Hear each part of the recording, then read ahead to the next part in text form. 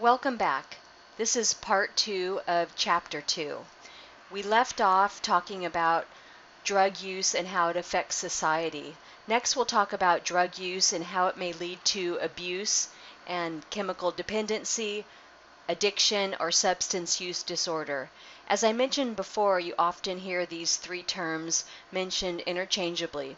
I'm going to focus on substance use disorder because that's the diagnostic criteria that we use in the DSM-5. And the DSM, again, is the Diagnostic and Statistical Manual of Mental Health Disorders. There are 11 qualifying criteria for substance use disorder, and the 4 on this slide are included in those 11 criteria: tolerance, withdrawal, compulsivity, and continued use despite negative consequences. A little history about the DSM-5.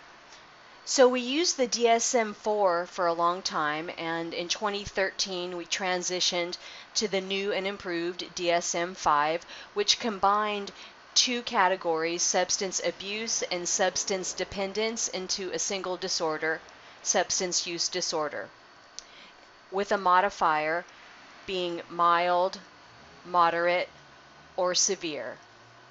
And each substance is addressed specifically on its own. An example diagnosis would be moderate methamphetamine use disorder or severe opiate use disorder, and so on and so forth. For the modifiers, 2 to 3 symptoms would indicate mild, 4 to 5 would be moderate, and 6 or greater would be severe. Next, let's take a look at the 11 specific qualifying criteria. The first is impaired control. So you're taking more of the drug than you intended to and taking it longer than you intended to. Next, you want to stop or cut back, but you're not able to, or you try, but you're not able to.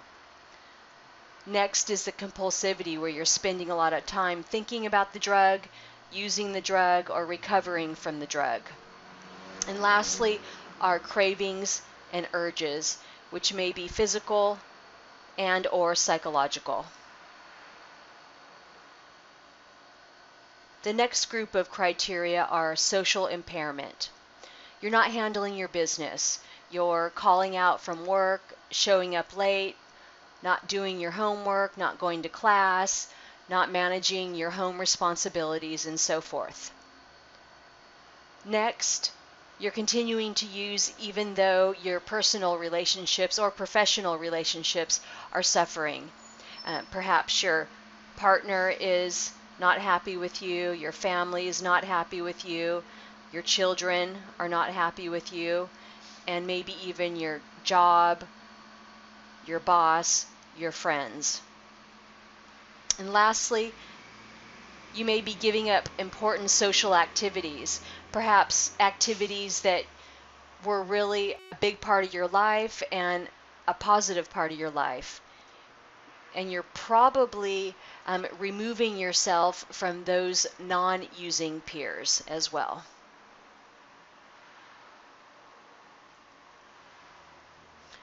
Next criteria are risky use. So you're using even though you know that using is putting you in danger. A great example of this is drinking and driving or using and driving. Next, you're continuing to use even though you know that using the substance is not going to help you. Perhaps you're not in a good physical or psychological state, and you know that the use is not going to help your condition. Lastly are the pharmacological criteria. That's tolerance and withdrawal. So you're needing more of the substance to get the same effect, and you're experiencing those negative, uncomfortable, psychological, or physical withdrawal symptoms.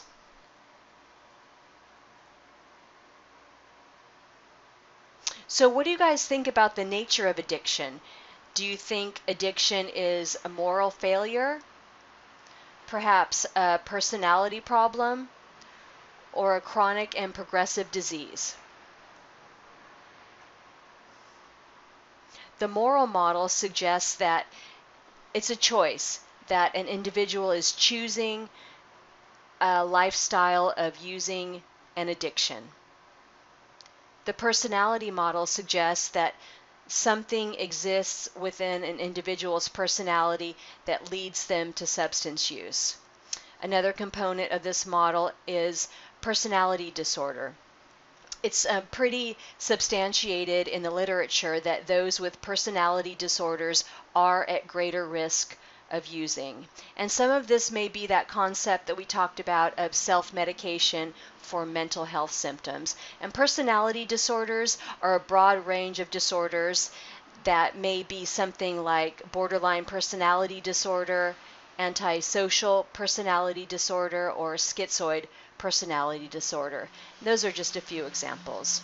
And lastly, we have the disease model of addiction. This model suggests that addiction is a chronic and progressive disease like other chronic diseases, and without help, management, treatment, that the consequences and outcomes could be dire. We have a saying in recovery that if you don't get help, that you're going to end up in jail, in an institution, or dead. And we see examples of this every day.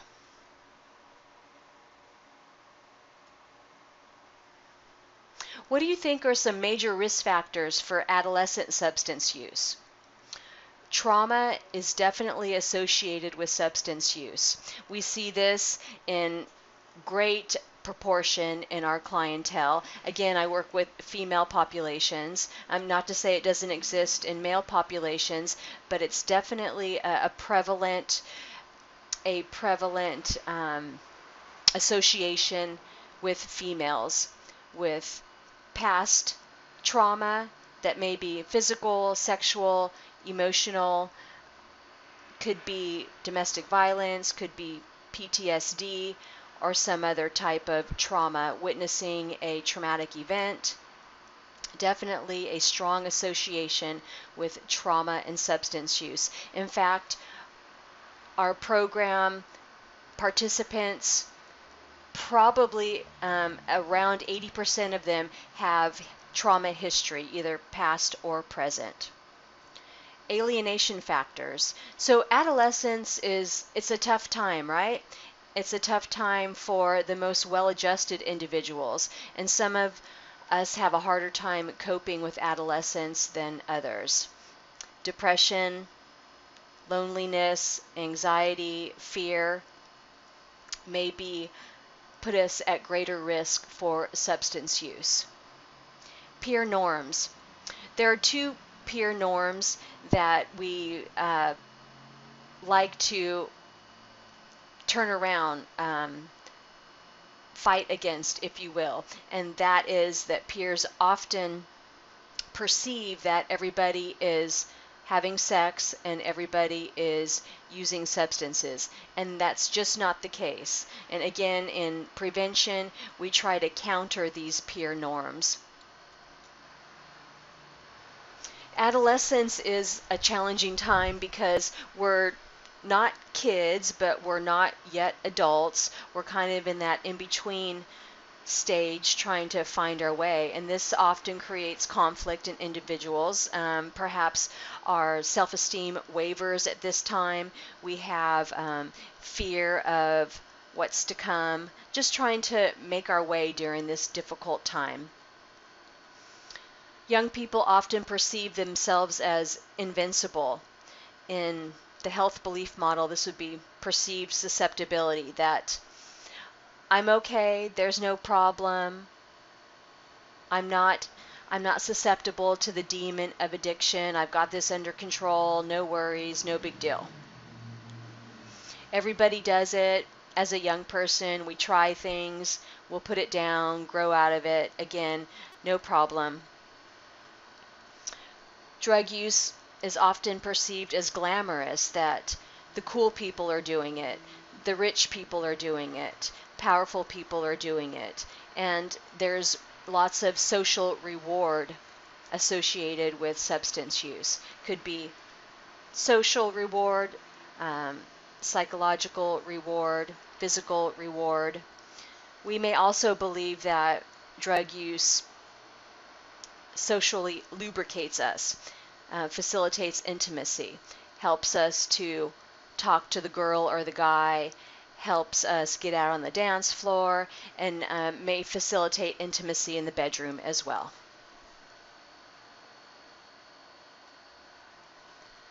What do you think are some major risk factors for adults?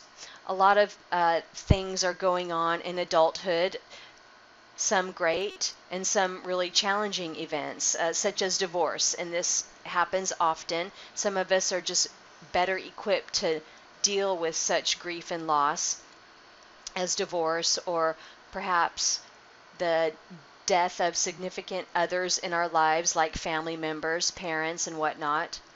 People may also have fear and challenges with regard to moving toward retirement, that perhaps they don't feel they're useful to society any longer. Our bodies also change as we grow, right? Grow older, that is. So our body image may change, and that may be challenging in itself. Many health disorders are also diagnosed in adulthood and late adulthood. We're talking about cancer, diabetes, heart problems, and the list goes on. These are situations that are difficult to navigate and at times catastrophic physically, emotionally, and financially. We also may not feel that we've lived up to our expectations. We're not doing all that we set out to do. We're not reaching our goals. We're just not where we want to be in life. This concludes part 2 of the lecture. Stay tuned for part 3. Thank you.